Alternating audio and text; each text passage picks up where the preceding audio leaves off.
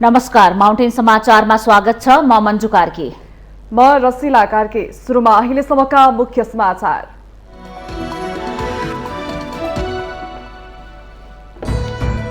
युक्रेनलाई युद्ध गर्न उचाल्ने पश्चिमाहरू युक्रेन रुसबीच जारी लडाईँको रमिते मात्र बने। आर्थिक प्याकेजसँगै भित्रिने साम्राज्यवादबारे नेपाल समयमै सचेत हुनुपर्नेमा जोड।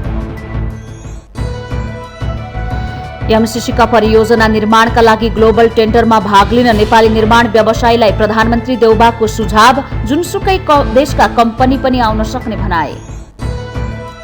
सर्वोच्च अदालतबाट अपत्यारिलो ढंगले संसद विघटनको निर्णय उल्टाएको एमाले अध्यक्ष ओलीको टिप्पणी। जनादेश र जनतामा रहेको सार्वभौम सत्ता हनन भइरहेको टिकिट। निर्वाचन आयोगद्वारा स्थानीय तहको निर्वाचनमा दलहरूले गर्ने खर्चको सिलिङ प्रस्ताव। खर्च सीमा अपुग भएको केही दलको टिप्पणी हुँदा केही दल भने खर्च सीमा घटाउनु पर्ने पक्षमा। बहुराष्ट्रिय कम्पनी कोकोकोला विरुद्ध कर छलीको मुद्दा दायर। कोकोकोलाको स्वामित्व खरिद बिक्रीमा झण्डै 3 अर्ब 72 करोडको कर छली भएको राजस्व अनुसन्धान विभागको ठहर।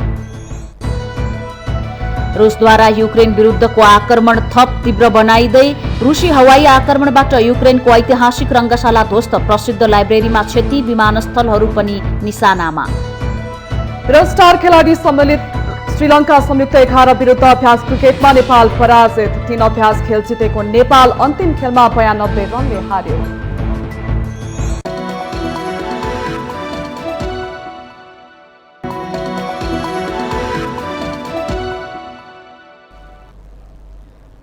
अब समाचार विस्तारमा। केही समय यता विश्वभर रुस र युक्रेन बीच जारी युद्धको चर्चा छ।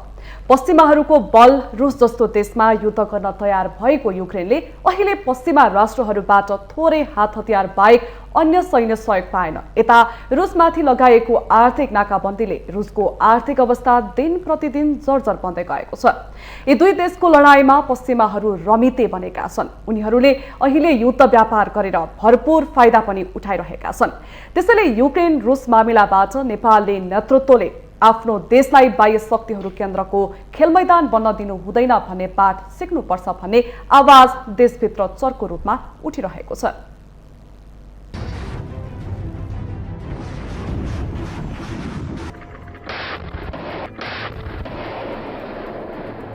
करिब 2 सातादेखि युक्रेन र रुस बीच युद्ध जारी छ। रुसले युक्रेनमाथि भारी बम वर्षा गरिरहेको छ। युक्रेनका कैयौं शहर, सैन्य अखडा तथा भौतिक संरचनाहरू तहस नहस भइसकेका छन्। दुवै देशका अधिकारीहरू बीच शान्ति प्रक्रियाको लागि वार्ता भए पनि ती वार्ताहरू विफल भइरहेका छन्। विडम्बना के छ भने युक्रेनी शहरहरू रगताम्य बनेको बेला युक्रेनलाई रुससँग युद्ध गर्न उचाल्ने पश्चिमाहरू युद्ध व्यापार गरेर भरपूर फाइदा उठाइरहेका छन्। खास गरी विश्वव्यापी एकाधिकार साम्राज्य खडा गरेको अमेरिकी साम्राज्यवादले रुसलाई धम्क्याउन गरेको यो युद्धले रुसी राष्ट्रपति पुटिनलाई आक्रामक हुन बाध्य तुल्याइएको छ र रुस युक्रेन युद्ध यही अवस्थामा लम्बियो भने यसको स्वरूप भयावह हुने देखिन्छ। लामो समयदेखि शीत युद्धमा परिचित नाम बनाएका अमेरिकी र तत्कालीन सोभियत संघ बीचको द्वन्द्वले सधैँभरि संसारलाई नै विभाजित बनाइरह्यो। तत्कालीन समयका दुवै प्रतिद्वन्दी बीच खडा गरिएका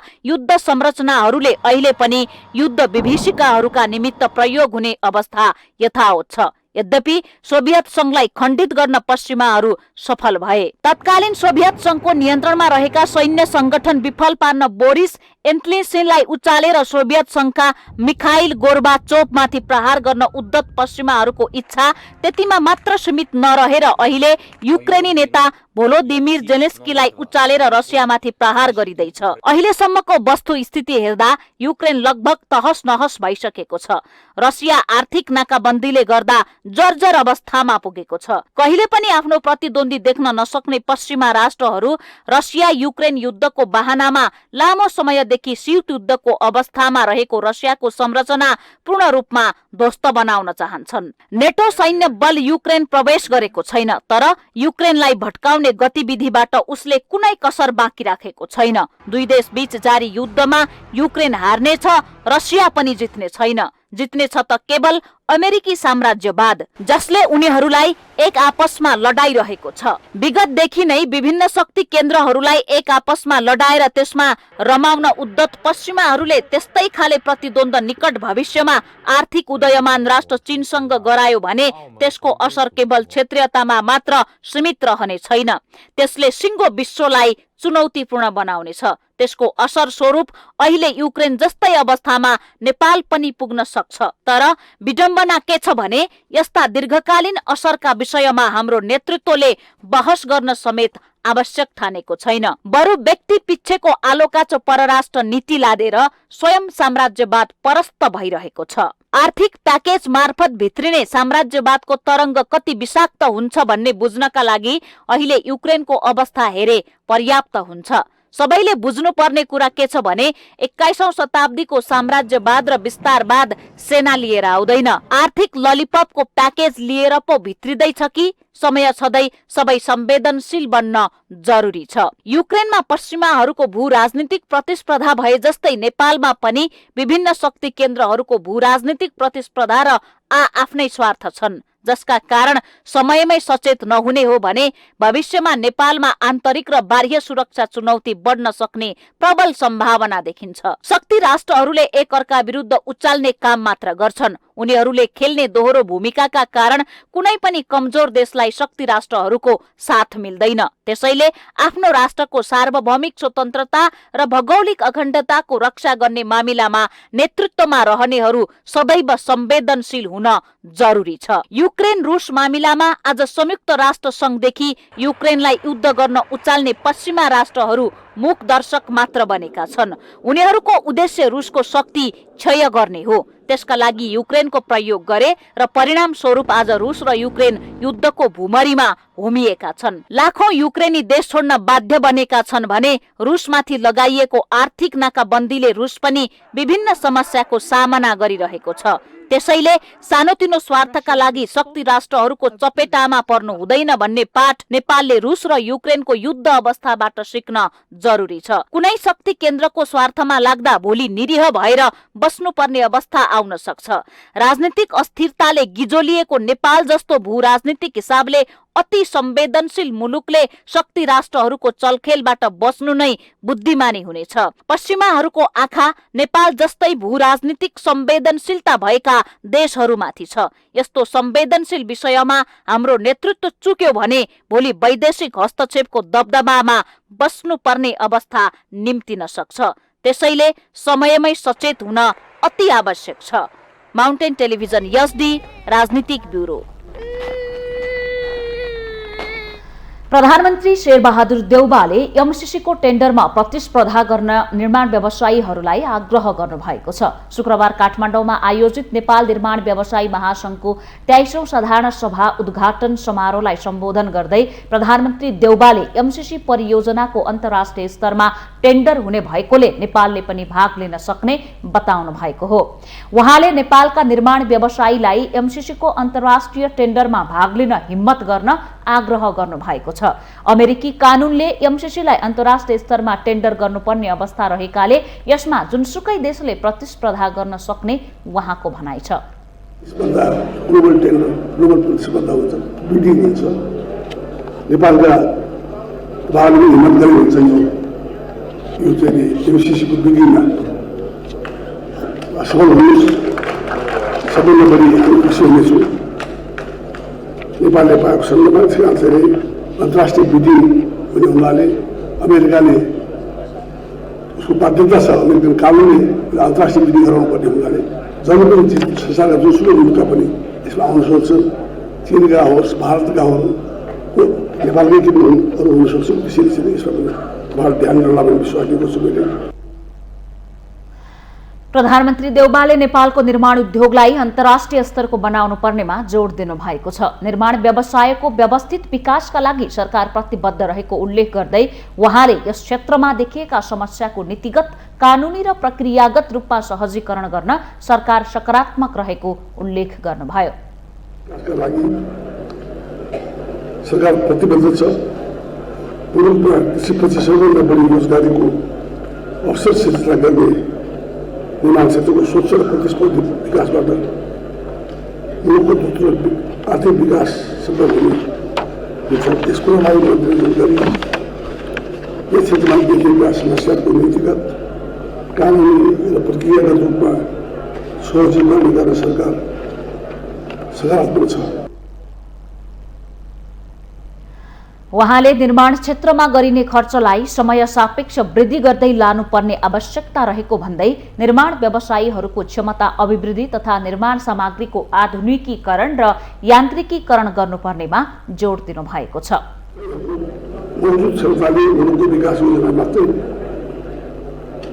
सबै सपना पुरा होस्, सबै सपना पुरा गर्न नदेखियो बढ्ने विश्व वृद्धिसँगै व्यवसायको क्षमता र व्यवस्था अभिवृद्धि आधुनिकीकरण यान्त्रिकीकरणका लागि जोड दिनुपर्ने स्थिति छ। विकास निर्माणको काम समयमा सम्पन्न नहुँदा निर्माण व्यवसायीमाथि प्रश्न उठ्ने गरेको कारण समस्या समाधानका उपायको सम्बन्धमा सरकार व्यवसायीसँग छलफल गर्न तयार रहेको पनि प्रधानमन्त्री देउबाको भनाइ छ।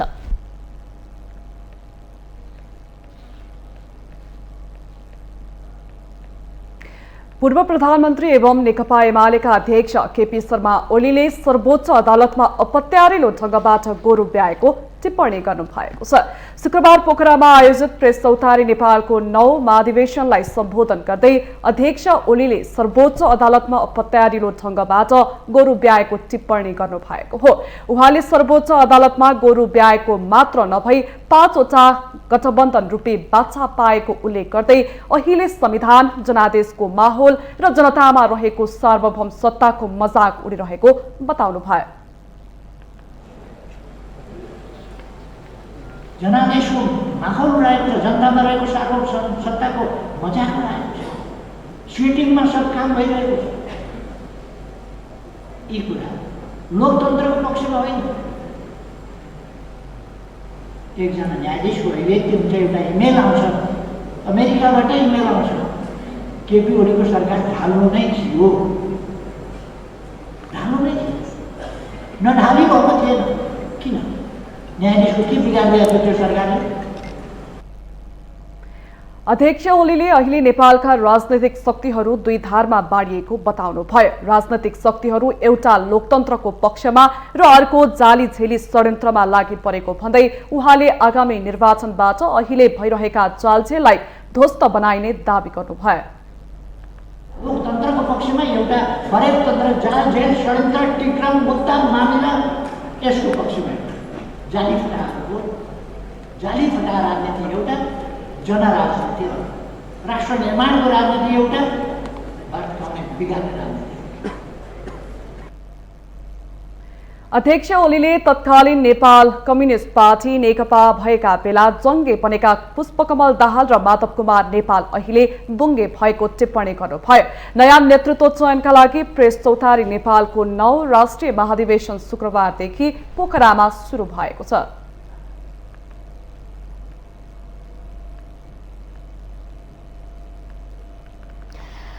नेकपा माओवादी केन्द्रका अध्यक्ष पुष्पकमल दाहालले देशलाई अप्ठ्यारो पर्दा जोगाउने र दिशानिर्देश गर्ने पार्टी नेकपा माओवादी केन्द्र भएको दावी गर्नुभएको छ। कर्णाली प्रदेशको सुर्खेतमा शुक्रबार आयोजित प्रशिक्षण कार्यक्रममा उहाँले परिवर्तनका मुद्दा उल्ट्याउने र फेरि पुरानै ठाउँमा लिएर देशलाई डुबाउन खोज्ने विरुद्ध माओवादी सचेत भएको बताउनुभयो। उहाँले नेकपा एमालेका अध्यक्ष केपी शर्मा ओलीप्रति टिप्पणी गर्दै ओली प्रवृत्ति विरुद्ध आफ्नो लडाईँ जारी रहेको समेत उल्लेख गर्नुभएको छ। उहाँले आउँदो चुनावमा ढुक्क भएर लाग्न सबैलाई आग्रह गर्नुभयो। देशवादीहरूप्रति उनीहरूलाई वितृष्णा भएको र फेरि माओवादी केन्द्रतिर फर्कने लहर चलेको छ। यसबाट देशका केही पार्टीहरू बडो विक्षिप्त भएका छन्। दस्तावेज पारित भयो, सर्वसम्मत रूपले केन्द्रीय समिति बन्यो र देशैभरि एउटा आकर्षण बढ्न थालेको देखेपछि केही पार्टी र तिनका मान्छेहरूलाई सही सक्नु भएको छैन। अहिलेको सत्ता गठबन्धन स्थानीय चुनावसम्म जाने र सकेसम्म अझै परसम्म लैजाने योजना रहेको उहाँको भनाइ छ। अध्यक्ष दाहालले माओवादी केन्द्र पार्टीले पार्टीलाई एकताबद्ध गर्दै निर्वाचन अभियानको कार्यक्रम तयार पारिएकोले अहिले त्यसैको अभियानमा हिँडेको बताउनु भएको छ।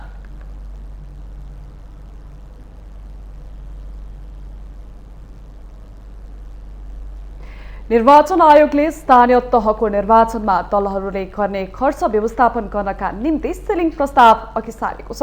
केही राजनैतिक दलहरूले आयोगको खर्च सीमा अपुग रहेको जनाएका छन् भने केहीले अझ घटाउनुपर्ने माग राखिरहेका छन्। त्यसैगरी आयोगले सिलिङ प्रस्ताव ल्याए पनि त्यसको व्यावहारिकता र कार्यान्वयनमा केही दलको आशंका रहेको छ। स्थानीय तह निर्वाचनमा दलहरूले गर्न पाउने खर्चको सीमा सम्बन्धी निर्वाचन आयोगको प्रस्तावप्रति दलहरूले असन्तुष्टि जनाएका छन्। प्रस्ताव अनुसार महानगरपालिकाका मेयरले 7.5 लाख रुपैयाँसम्म चुनाव खर्च गर्न पाउनेछन्। आयोगको प्रस्ताव अनुसार उपमहानगरका मेयरले 5.5 लाख, नगरपालिकाका मेयरले 3.5 लाख र गाउँपालिकाका अध्यक्षले 3.5 लाखसम्म चुनाव खर्च गर्न पाउनेछन्। शुक्रबारको सर्वदलीय बैठकमा उपस्थित दलका प्रतिनिधिहरूले खर्चको रकम व्यावहारिक बनाउनुपर्ने र बढी खर्च गर्ने सबैले कारबाही गर्नुपर्ने माग गरेका छन्। अन्यथा यसले कानूनकै खिले उडाउने भन्दै नेताहरूले आयोगको खर्च सम्बन्धी सिलिङप्रति आपत्ति जनाएका हुन्। निर्वाचन आयोगका प्रवक्ता शालिग्राम शर्मा पौडेलका अनुसार केही दलहरूले निर्वाचन खर्चको सिलिङ बढाउनुपर्ने माग गरे भने केहीले खर्च नियन्त्रण गर्नका लागि आयोगले तोकेको सिलिङ ठिक भएको धारणा राखेका थिए। एक दुईटा दलहरूले यो खर्च अलि सान्दर्भिक छैन कि अलि वैज्ञानिक छैन कि महँगी, मूल्य वृद्धि, डलरको भाव, मुद्रास्फीति आदिका आधारमा यसलाई चाहिँ वैज्ञानिक बनाउनुपर्छ भन्ने उहाँहरूको धारणा थियो। त्यो एक हदसम्म त्यो मान्ने पनि देखिन्छ। तर अधिकांश दलहरूले खर्च नियन्त्रणै गर्नुपर्छ, खर्च बढी भयो भने भोलिका दिनमा अनियमितताहरू बढ्न सक्छन्।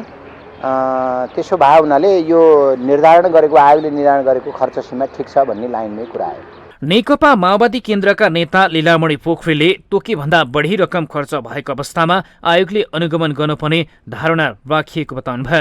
निर्वाचनलाई कम खर्चमा धाँधली रहित रूपमा सम्पन्न गर्नुपर्नेमा जोड दिएको भन्दै उहाँले सकभर कम खर्चमा स्वच्छताका साथ निर्वाचन सम्पन्न गर्नुपर्ने आफूहरूको माग रहेको नेता पोखरेलको माग छ। हामीले त्यो कुनै सीमा तोकेको छैन। राजनैतिक दलले यति खर्च गर्न पाउनुपर्छ, कसैले त त्यहाँ उठाउनु पनि भयो। यो साह्रै थोरै भयो, अलि धेरै सीमा दिनुपर्छ। सङ्घीय चुनावको निम्ति 5 करोडसम्म पनि दिनुपर्छ भन्नेसम्म पनि उठाउनु भयो भने अब यो के अरे अध्यक्षको, पालिकाको अध्यक्ष 2-3 करोड चाहिन्छ भन्ने जस्ता कुराहरू पनि उठाउनु हो। तर हामीले के भन्यौँ भने निर्वाचनलाई एकदम कम खर्चमा व्यवस्थित तरिकाले निर्वाचनलाई स्वच्छ, धाँधली रहित बनाउनु पर्दछ भन्ने हाम्रो मान्यता। बहुजन शक्ति पार्टीका अध्यक्ष विश्वेन्द्र पासवानले निर्वाचन खर्चको सिलिङ अझै घटाउनुपर्ने धारणा व्यक्त गर्नुभयो। खर्च गर्न पाउनुपर्ने ठूला राजनैतिक दलहरूको मागले साना दलहरू अप्ठ्यारोमा पर्ने उहाँको तर्क छ। निर्वाचनका खर्च अधिक भएपछि भ्रष्टाचार बढ्ने भन्दै उहाँले खर्च न्यूनीकरण गर्न आवश्यक रहेको बताउनुभयो। कांग्रेस, एमाले, माओवादीले हामीले 2 करोड, 5 करोड, 10 करोड, 20 करोड जम्मा खर्च गरेर हामी सांसद भएर आछौँ। यो 7,50,000 रुपियाँ किन राख्ने, अब 2 करोड राखौँ, 5 करोड राखौँ भन्ने। अनि हाम्रो भनाइ के हो भने मुलुकमा भ्रष्टाचार बढ्यो, कालाबजारी भयो, कालाधन बढ्यो, अनि त्यसको निम्ति चुनाव खर्च बढ्यो भनेर एकातिर जनताले कुरा उठाइराखेका छ, अर्कोतिर दलहरूले भोट किन्ने अनि रक्सी मासु खुवाउने, कपडा बाँड्ने अनि यस्तो चुनाव गराउन खोज्ने। यो चुनाव हुन्छ त? निर्वाचन भन्ने बित्तिकै नेपालमा अधिक खर्च गरेर भए पनि जनतालाई प्रलोभन पार्ने परिपाटी रहेको छ। विशेष गरी ठूला राजनैतिक दलहरूले निर्वाचन आयोगले राखेको सीमा पार गर्ने गरेकाले स्वच्छ र निष्पक्ष निर्वाचन हुन नसकेको र प्रतिनिधि चयनमा एकात्मकताको अवस्था सृजना हुने गरेको आम बुझाइ छ। खर्चको व्यवस्थापनका लागि आयोगले गरेको प्रस्तावमा अझ स्पष्टता र कार्यान्वयनको सुनिश्चिततामा जोड दिनु जरुरी देखिन्छ।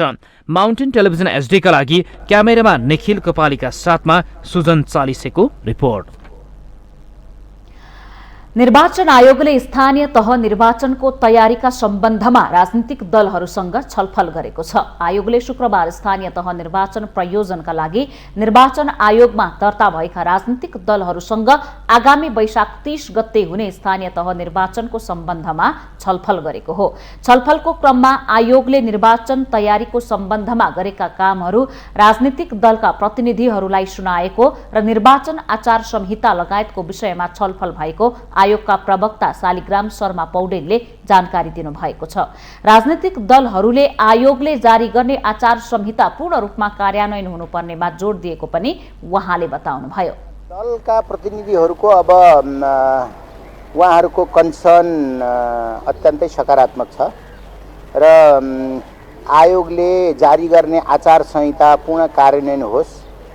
हामी सबै राजनीतिक दल आचार संहिता पालना गर्न प्रतिबद्ध छौँ र यसमा निष्पक्ष स्वतन्त्र स्वच्छ निर्वाचन गराउने सन्दर्भमा आयोग यो आचार संहिता पालना गर्न सफल होस् भन्ने उहाँहरूको शुभकामना रह्यो र अब दलहरू अहिले जुन त्यस्तै जनता समाजवादी पार्टीका नेता प्रकाश अधिकारीले उमेर पुगेका सम्पूर्ण मतदाताको नाम मतदाता नामावलीमा आउनुपर्ने बताउनुभयो। निर्वाचन आचार संहिता कडाइका साथ पालना गर्नुपर्ने उहाँले बताउनुभयो। अनुसार 17 राजनीतिक दललाई आज बोलाएर छन्। त्यसमा सबै राजनीतिक दलहरूले आफ्नो आफ्ना सुझावहरू दिएका छन्, दिँदैछौँ र मुख्य विषय आचार संहिता, निर्वाचनको खर्चको समस्या, त्यस पछाडि केही निर्वाचनमा उठेका केही सवालहरू छन्, ती कुराहरूलाई हामीले राखेका छौँ र त्योभन्दा पनि महत्त्वपूर्ण कुरा के हो भने मतदाता नामावलीमा सम्पूर्ण मतदाताहरूको नाम आओस् भन्ने कुराहरू पनि राखियो। यसैगरी लोकतान्त्रिक समाजवादी पार्टीका नेता केशव झाले निर्वाचनको दिनसम्ममा थप 2 लाख मतदाता नामावली थपिने जनाएको बताउनुभयो। मतपत्रको रङको सम्बन्धमा स्वस्तिक छाप स्पष्टसँग देखिने गरी विशेषज्ञहरूको परामर्शको आधारमा तय गरिएको आयोगले प्रश्न पारेको पनि उहाँले बताउनुभयो। थप चाहिँ मतदाता बढ्ने चाहिँ त्यसको देखिन्छ र जसको अन्तिम नामावली पनि चैत 13 गते उहाँहरूले निकाल्ने कुरा गर्नु भएको छ। केही सामान्य कुराहरू चाहिँ रङका कुराहरू पनि उठ्यो भित्र कि तर रङको बारेमा उहाँहरूले अहिलेसम्मको अभ्यासहरू देखाउनु भयो। यस अगाडि पनि अघिल्लो स्थानीय निर्वाचनमा विभिन्न खाले रङको प्रयोग भएको थियो, रातो कलर प्रयोग भएको थियो अनि प्रतिनिधि सभा प्रदेश सभामा छुट्टै हरियो नीलो रङहरू पनि प्रयोग भएको स्थिति थियो। सेतो कागजमा हरियो रङको चुनाव चिन्ह हुन्छ र त्यसमा नीलो छाप चाहिँ स्वस्तिकको लाउने हुनाले त्यो दुईटै कलरको चाहिँ प्रष्टता देखियोस् भन्ने हिसाबले नै हामीले छलफल गरेर राखिएको हो। त्यसकारण उहाँहरूले यो कुरा प्रश्न गरेपछि धेरै चाहिँ रङको बारेमा विवाद देखिएन। छलफलमा बहुजन शक्ति पार्टीका अध्यक्ष विश्वेन्द्र पासवानले भने 4वटा दलहरूलाई राष्ट्रिय दल र अन्यलाई चाहिँ अराष्ट्रिय भन्न नपाइने भन्दै असन्तुष्टि व्यक्त गर्नुभएको थियो। माउन्टेन समाचारमा पालो भएको छ विश्रामको।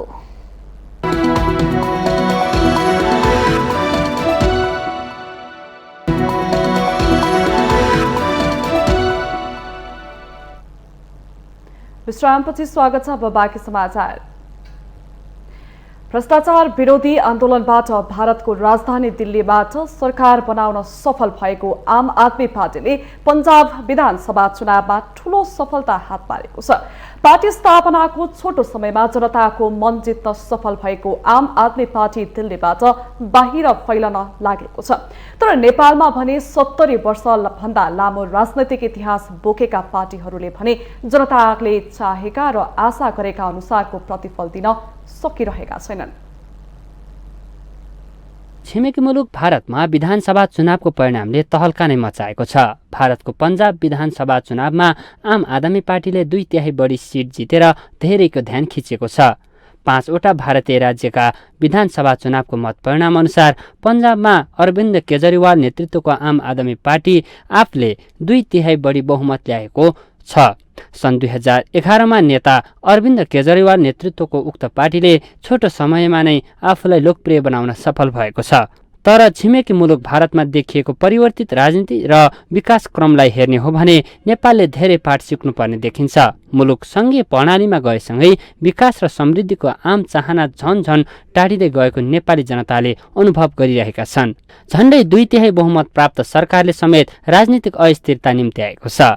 असल मान्छे, राम्रो मान्छे जुन ठाउँमा जसले त्यो ठाउँको विकास गर्नमा योगदान दिन सक्छ त्यस्ता मान्छेहरूलाई को पक्षमा योग्य मान्छे भन्ने चाहिँ नाराका साथ चाहिँ जानु उपयुक्त हुन्छ। यिनीहरूले भनेर समृद्धिका कुराहरू भन्दा जनता चाहिँ दिगदार भइसकेका छन् होइन। तर अब यसमा के छ त भन्दाखेरि फेरि विकल्प दिनेहरू पनि कोही हुनु पर्यो, विकल्प दिनु पर्यो, योग्य मान्छेहरू अगाडि ल्याउनु पर्यो कसैले। स्थापनाको छोटो समयमा आम आदमी पार्टीले पन्जाबमा 2/3 बढी बहुमत ल्याएको छ। 117 सिट मध्ये आदमी पार्टीले 92 सिट जितेको हो। पन्जाबमा सरकार बनाउन 59 सिट पर्याप्त भए पनि झन्डै 79% सिट जितेर पन्जाबमा आफूलाई लोकप्रिय बनाउने सफल भएको छ। हाल काङ्ग्रेस आएको सरकारले नेतृत्व गरिरहेको पन्जाब राज्यमा अब आम आदमी पार्टीको सरकार बन्दैछ। छोटो समयमा भारतको नेतृत्व गरिरहेको भारतीय जनता समाजवादी पार्टी पनि हो। तर नेपालमा भने व्यवस्था परिवर्तन भए पनि जनताले प्रत्यक्ष रूपमा महसुस हुने गरी परिवर्तनको आभास गर्न पाएका छैनन्। तर राजनीतिक दलहरू एक अर्कालाई दोषारोपण गरेर उम्कन खोज्दैछन्। भित्रको आन्तरिक विरग्रह चाहिँ एउटा कारण हुँदो रहेछ र दलभित्रको आन्तरिक लोकतन्त्र बलियो नभएको कारणले गर्दाखेरि दलीय सिस्टममा दलको सभापति असफल हुनुभएको देखिन्छ। त्यसैले यसमा अरू कारणहरू चाहिँ नै भन्दा पनि महत्त्वपूर्ण विषय चाहिँ के हो भने दलको आन्तरिक लोकतन्त्र बलियो नहुनु, दलको अध्यक्षले सभापतिले चाहिँ आफ्नो पार्टीले राम्रोसँग सञ्चालन गर्न नसक्नु र राज्य सञ्चालनको ठाउँमा जाँदाखेरि राज्य सञ्चालन गर्दाखेरि बायस हुनु र एउटा दलकै सरकारको जस्तो चाहिँ नै फिल गराउन सक्नु। त्यसपछि पनि त्यो दलभित्रको जो मन्त्रीहरू बन्नुहुन्छ उहाँहरूको लागि नै काम गर्ने अरू जो मन्त्री 2 करोडका गाडीमा जुन प्रचार गर्नेहरूको जमानत जफत गर्नुपर्ने अवस्था आउने दिन जनताले ल्याउनुपर्छ, यहाँ मिडियाहरूले पनि ल्याउनुपर्छ भन्ने मलाई लाग्छ। र निश्चित रूपमा चाहिँ त्यसपछि बल्ल स्थिरता हुन्छ जब यी लुटेराहरूले जनतालाई भुल्याउन पाउँदैन। यस्तो सचेत जनता हुनुहुन्छ, सचेत नागरिक हुनुहुन्छ, मिडियाको यति छिटो प्रभाव छ, सोसल मिडियाको झन् यति प्रभाव छ, तर पनि जनताले के सोच्दछन्, यो लुटेराहरूले माथि गएर लुटेका छन्, त्यहाँ यतिखेर यिनीहरूको लुट्नुपर्छ, लुटेर पनि बरु भोट नदिएर त हुन्छ नि। छिमेकी मुलुक भारतमा छोटो समयमा नै राजनीतिक, आर्थिक र सामाजिक क्षेत्रमा आएको परिवर्तनले नेपालमा पनि पाठ सिक्नु जरुरी छ। किनकि व्यवस्था परिवर्तनले मात्रै जनताको घाँस बाँस र कपासको जो हुँदैन। त्यसका लागि जनताले प्रत्यक्ष महसुस हुने किसिमको कार्यक्रम ल्याउनु अहिले शीर्ष नेताहरूको दायित्व हो। माउन्टेन टेलिभिजन एचडीका लागि बटुक राजगिरीको रिपोर्ट। सरकारले बन्चरे डाँडा ल्यान्डफिड साइटमा देखिएका स्थानीय समस्या समाधान गर्न र्यापिड एक्सन टास्क फोर्स गठन गर्ने निर्णय गरेको छ। बिहिबार बसेको मन्त्री परिषदको बैठकले बन्चरे डाँडा ल्यान्डफिड साइटमा देखिएका स्थानीय समस्या समाधान गर्न र्यापिड एक्सन टास्क फोर्स गठन गर्ने निर्णय गरेको हो। शुक्रबार मन्त्री परिषदको निर्णय सुनाउँदै सञ्चार तथा सूचना प्रविधि मन्त्री एवं सरकारका प्रवक्ता ज्ञानेन्द्र बहादुर कार्कीले बन्चरे डाँडा ल्यान्डफिड साइटमा देखिएका स्थानीय समस्या समाधान गरी फोहोरको वैज्ञानिक व्यवस्थापन र अविलम्ब आवश्यक कार्य प्रारम्भ गर्न र्यापिड एक्सन टास्क फोर्स गठन गर्न निर्णय गरेको बताउनु भएको हो। उहाँले राष्ट्रिय वाणिज्य बैंक लिमिटेडको स्वामित्वको सुर्खेत जिल्लामा रहेको 9 कट्ठा आधा 8 धुर जग्गा नेपाल राष्ट्र बैंकलाई बिक्री गर्न स्वीकृत प्रदान गर्ने निर्णय गरेको पनि बताउनु भएको छ। सरकारले नेपाल आयल निगमको रिक्त कार्यकारी निर्देशक पदमा उमेश प्रसाद थानीलाई नियुक्त गरेको छ। साइट सञ्चालन गर्दा त्यसबाट हुने वातावरणीय प्रभावको मूल्याङ्कनको आधारमा मानव जीवन, पशु पक्षी, जीव जन्तु, वनस्पतिमा पर्ने प्रभाव न्यूनीकरण गर्न आवश्यक सबै उपाय अवलम्बन गर्दै फोहोरको वैज्ञानिक व्यवस्थापनका लागि सम्बन्धित निकायबाट अविलम्ब आवश्यक कार्य प्रारम्भ गर्न र पहुँच सडकको निर्माण तथा स्तर उन्नति गर्न सम्बद्ध निकायलाई निर्देशन गरिएको। प्रवक्ता कार्कीका अनुसार सरकारले निजामती कर्मचारीका सन्तानलाई शैक्षिक प्रोत्साहन वृद्धि उपलब्ध गराउन निर्देशिका 2078 जारी गर्ने, औद्योगिक व्यवसाय नियमावली 2078 र सार्वजनिक खरिद 11औं संशोधन नियमावली 2078 स्वीकृत गर्ने निर्णय पनि गरेको छ।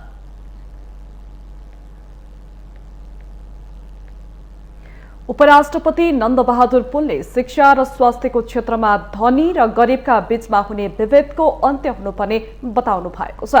शुक्रबार 24औं अन्तर्राष्ट्रिय आत्मसम्मान तथा आदर दिवसको अवसरमा काठमाडौँमा आयोजित कार्यक्रममा उपराष्ट्रपति पुनले शिक्षा र स्वास्थ्यमा धनी र गरिबका बीचमा विभेद भएकाले अन्त्य हुनुपर्ने बताउनु भएको हो।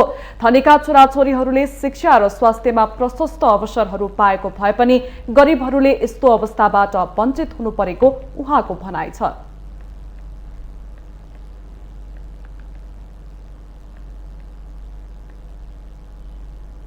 कुनै पनि रोगहरू खास गरी भनौँ न यसले हुने खाने व्यक्ति अथवा धनी गरिब यो कुनै पनि रोगबाट भनौँ न कसैले उपचार पाउने कसैले उपचार नपाउने जस्ता समस्याहरूको अन्त्य हुनुपर्छ, विभेदको अन्त्य हुनुपर्दछ र उपचार जस्तो कुराहरूमा र सबैको हक समान हुनुपर्छ। उपराष्ट्रपति पुनले कुष्ठरोग प्रभावित सबै व्यक्तिहरूप्रति सम्मान भाव गर्न र सहयोग गर्न पनि आग्रह गर्नुभयो।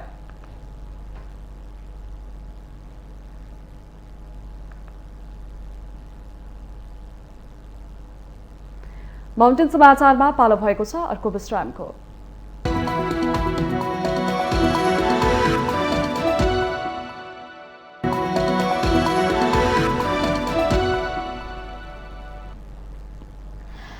विश्रामपछि स्वागत छ। अब बाँकी समाचार। नेकपा माओवादी केन्द्र कर्णाली प्रदेश सभाका सांसद तथा प्रमुख सचेतक डम्बर बहादुर विष्टले पार्टी परित्यागको घोषणा गर्नुभएको छ। शुक्रबार काठमाडौँमा पत्रकार सम्मेलनको आयोजना गर्दै सांसद विष्टले आफ्नो पार्टी माओवादी केन्द्रले पार्टीको सिद्धान्त र मूल्य मान्यता विपरीत संसदबाट एमसीसी पारित गरेकोले माओवादी केन्द्र परित्याग गरेको बताउनु भएको छ। उहाँले पार्टीको जिम्मेवारी सहित कर्णाली प्रदेश सभाको सांसद र प्रमुख सचेतकको जिम्मेवारीबाट पनि राजीनामा दिएको बताउनु भएको छ। उहाँले पार्टी नेतृत्वले एमसीसीको सम्बन्धमा कार्यकर्तालाई विरोधमा सडकमा उतार्ने र आफूले पर्दा पछाडि अनेक खालका चलखेल गरेको आरोप लगाउनु भयो।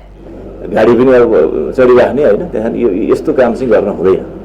त्यसो भए हुनाले यो सबै कुराबाट चाहिँ तपाईँको चाहिँ अब मैले राजीनामा दिनुपर्छ। त्यसकारण चाहिँ देश जनता भन्दा मेरो पद कुनै ठुलो कुरा होइन, त्यसले गर्दाखेरि त्यो शोभनीय हुँदैन। कालान्तरमा कुनै बेला जनताले विश्वास गरेछन् आउँला, नभए चाहिने अब माननीय भएर हामी खाएको कुरा पनि होइन। संयोगले जनताले विश्वास गरे, भोट हाले, जिताए, आफ्नो ठाउँमा छ। उहाँले कर्णाली प्रदेशमा पार्टीले आसेपासे र सरकारमा पहुँचको आधारमा साधन स्रोत र बजेटको दोहन गरेकोले पनि प्रदेश सभामा बस्न उचित नलागेको बताउनु भएको छ।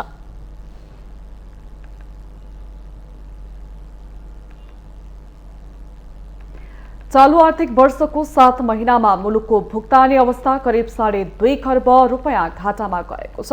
राष्ट्र बैंकले सार्वजनिक गरेको वित्तीय विवरण अनुसार साउनदेखि माघसम्म भुक्तानी अवस्था अर्थात् सुधानान्तर स्थिति 2 खर्ब 47 अर्ब 3 करोडले घाटामा रहेको छ। अघिल्लो वर्षको सोही अवधिमा सुधानान्तर स्थिति 97 अर्ब 36 करोडले बचतमा रहेको थियो। अघिल्लो वर्षको सोही अवधिमा अमेरिकी डलर 81 करोड 76 लाखले बचतमा रहेको सुधानान्तर स्थिति समीक्षा अवधिमा 2 अर्ब 7 करोडले घाटामा रहेको छ। 7 महिनामा देशको चालू खाता 4 खर्ब 13 अर्ब 86 करोडले घाटामा रहेको छ। अघिल्लो वर्षको सोही अवधिमा चालू खाता 1 खर्ब 4 अर्ब 39 करोडले घाटामा रहेको थियो। चालू आर्थिक वर्षको 7 महिनामा गत वर्षको सोही अवधिको तुलनामा रेमिट्यान्स आप्रवाह 4.9% ले कमी आएको राष्ट्र बैंकले जनाएको छ। साउनदेखि माघसम्म 5 खर्ब 40 अर्ब 12 करोड रेमिट्यान्स मुलुकमा भित्रिएको छ। गत वर्ष यसै अवधिमा रेमिट्यान्स आप्रवाह 10.9% ले बढेको थियो। समीक्षा अवधिमा वैदेशिक रोजगारीका लागि अन्तिम श्रम स्वीकृति, संस्थागत तथा व्यक्तिगत नयाँ र वैधानिकीकरण लिने नेपालको संख्या उल्लेख्य रूपमा वृद्धि भई 2,01,002 पुगेको छ। अघिल्लो वर्षको सोही अवधिमा यो संख्या 85.4% ले घटेको थियो।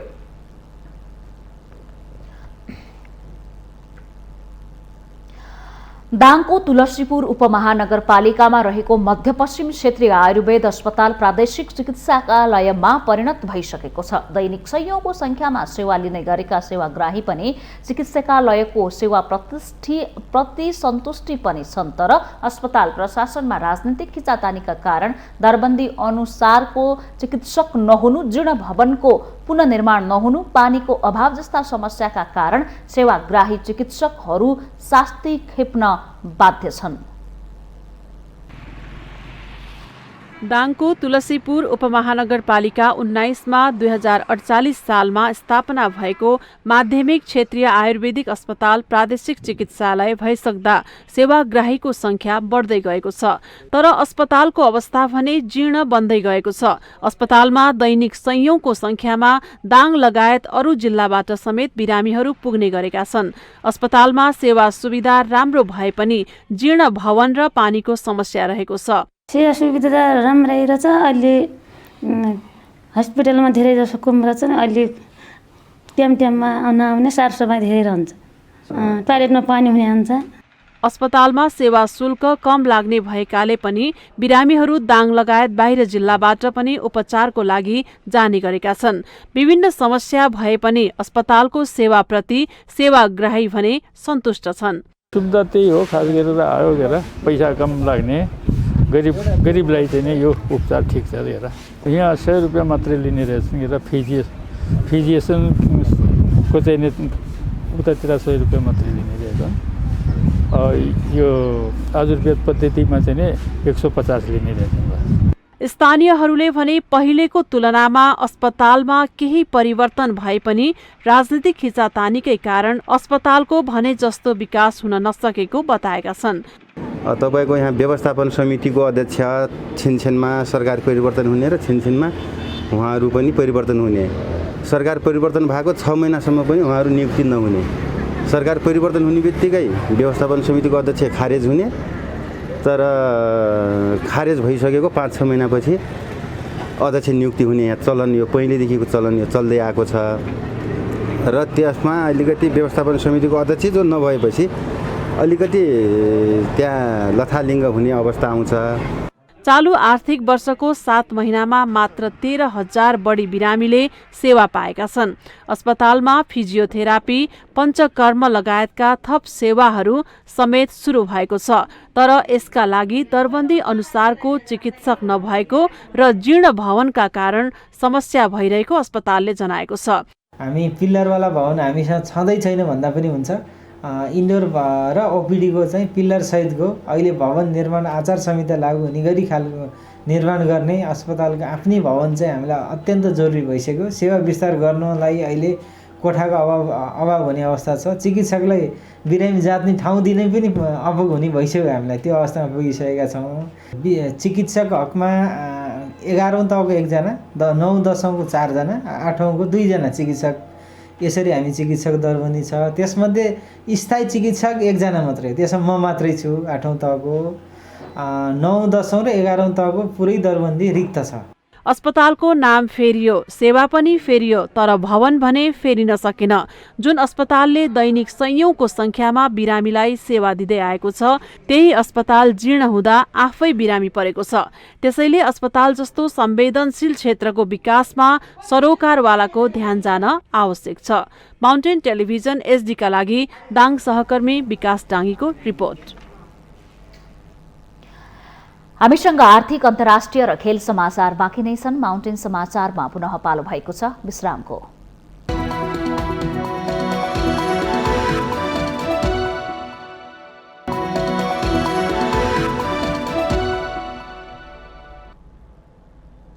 विश्रामपछि स्वागत छ। अब पालो आर्थिक समाचारको।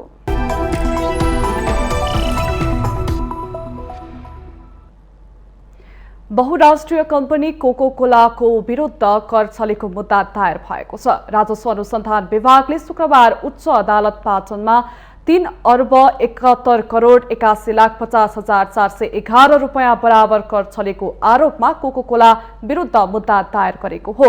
राजस्व अनुसन्धान विभागले दायर गरेको मुद्दामा 3,71,81,50,411 रुपैयाँ बराबरको बिगो र बिगोको 100% जरिवाना गरी 7,43,63,822 रुपैयाँ असुल उपर गरिनुपर्ने उल्लेख छ। कोका-कोलाको स्वामित्व खरिद बिक्रीमा कर छली भएको विभागको ठहर रहेको छ। नेपाल स्थित बोटलर्स नेपाल लिमिटेडमा अधिकांश शेयर स्वामित्व रहेको दुबई स्थित कम्पनी कोका-कोला सब्बाको एसियाको 100% शेयर सन् 2014 अक्टोबर 24 कोका-कोला सब्बाको आयरल्यान्ड स्थित युरोपियन रिफेन्समेन्टमा बिक्री गर्दा राजस्व चुहावट भएको मुद्दाको विवरणमा उल्लेख छ।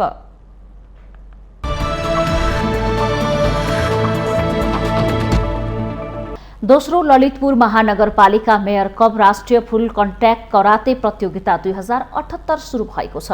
नेपाल बालकुमारी कुश्रीन कराते संघको आयोजनामा शुक्रबारदेखि प्रतियोगिता सुरु भएको हो। ललितपुरको मंगल बजार डबलीमा प्रतियोगिताको उद्घाटन गर्दै ललितपुर महानगरपालिकाका मेयर चिरीबाबु महर्जनले आगामी वर्ष हुने तेस्रो संस्करणका लागि महानगरपालिकाबाट बजेट विनियोजनका लागि रातो किताबमा उल्लेख गराउने प्रतिबद्धता व्यक्त गर्नुभयो। खेलबाट राष्ट्रलाई चिनाउने खेलाडीको हौसलाका लागि प्रतियोगिता आयोजना गरिएको नेपाल बालकुमारी कुश्रीन कराते संघ महासचिव विकास महर्जनले बताउनु भएको छ। यसमा खेलाडीहरूको तर्फबाट चाहिँ खेल जगतबाट चाहिँ आफ्नो राष्ट्रलाई चिनाउनको लागि खेलाडीको हौसलाको लागि चाहिँ यो चाहिँ राष्ट्रिय प्रतियोगिता गरिरहेका छौँ। हामीले यो राष्ट्रिय मेयर दोस्रो राष्ट्रिय मेयर कप हो यो हामीले सञ्चालन गरेको। पहिलो राष्ट्रिय मेयर कप चाहिँ 2076 मा गरेका थियौँ। बीचमा हाम्रो चाहिँ कोरोनाको कारणले गर्दाखेरि यो प्रतियोगिताहरू बन्द भएको थियो। प्रतियोगितामा प्रथम हुने समूहले नगद 15,000 पाउनेछन्। शुक्रबारबाट सुरु भएको प्रतियोगिता शनिबारसम्म जारी रहनेछ।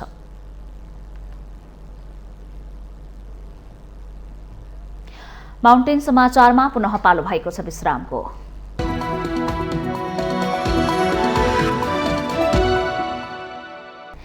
यससँगै हामी माउन्टेन समाचारको अन्त्यमा आइपुगेका छौं। जाँदा जाँदै मुख्य समाचार पुनः एकपटक।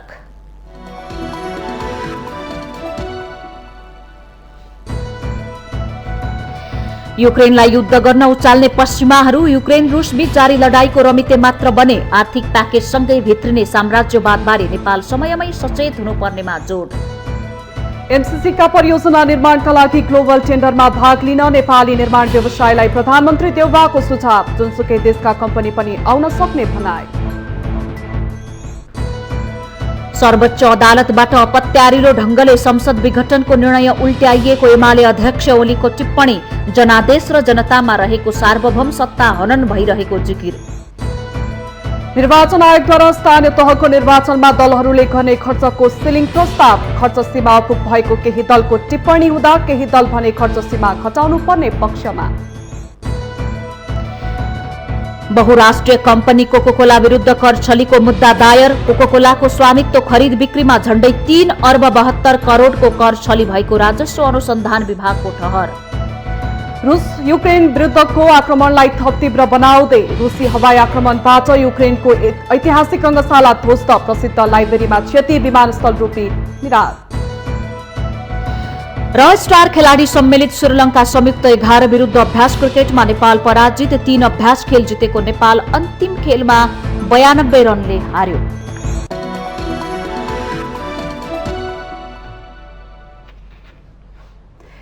माउन्टेन समाचार अहिलेलाई यति नै। सत्य, तथ्य र निष्पक्ष समाचारका लागि माउन्टेन टेलिभिजन HD हेर्दै रहनुहोला। नमस्कार।